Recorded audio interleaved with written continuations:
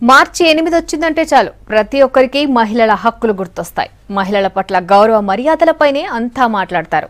ఏడాదికోసారి పర్వదినంలా వచ్చే మహిళా దినోత్సవం నిజంగా ఏం చెప్తోంది? ఏ లక్ష్యాన్ని నిర్దేశిస్తోంది? భారతీయ మహిళ కోరుకుంటుందేంటి? అసలు సమాజంలో మహిళ ఎక్కడుంది? Watch this.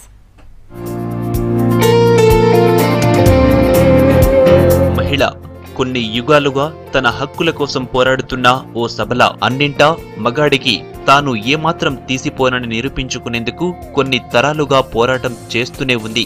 సమాజంలో తాము సగమని, అవకాశాల్లోనూ తమది సగభాగమని మహిళా లోకం అడుగుతూనే వస్తోంది. ఆడదంటే కేవలం పిల్లలు కనే ఒక యంత్రంగా చూసే దుర్మార్గపు వ్యవస్థ నుంచి విముక్తి కోరుకుంది. అనాగరిక కట్టుబాట్ల మధ్య నరకయాతన అనుభవించిన మహిళ స్వేచ్ఛ, సమానత్వం కోసం నడుం బిగించింది.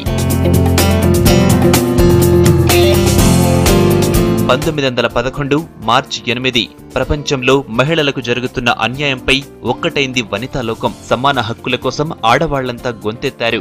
అవకాశాల్లో మేము సైతం అంటూ గర్జించారు. ఇంత గొప్ప మహిళా చైతన్య ఉద్యమం శతాబ్దం కిందటే పురుడు పోసుకున్న మహిళా విముక్తిని మాత్రం ఈ ప్రపంచం ఇంకా ఒప్పుకోవడం లేదు.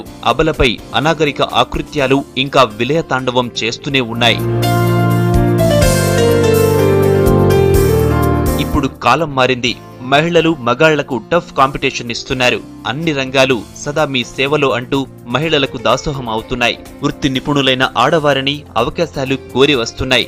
తమను ఎప్పటికప్పుడు అణిచివేయాలనుకుంటున్న శక్తులపై విశ్రాంతి లేకుండా ఇన్నేళ్ల పాటు సాగించిన పోరాటంలో మహిళే విజయం సాధిస్తూ వస్తోంది.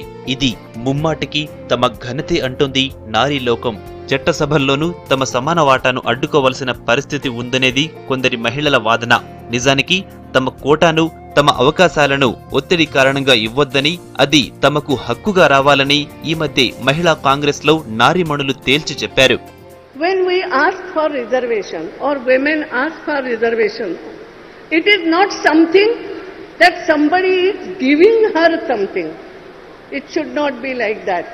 Nobody is giving anybody, or some men are giving it to women. It is not like that. It is for the nation. It is important that women should come ahead.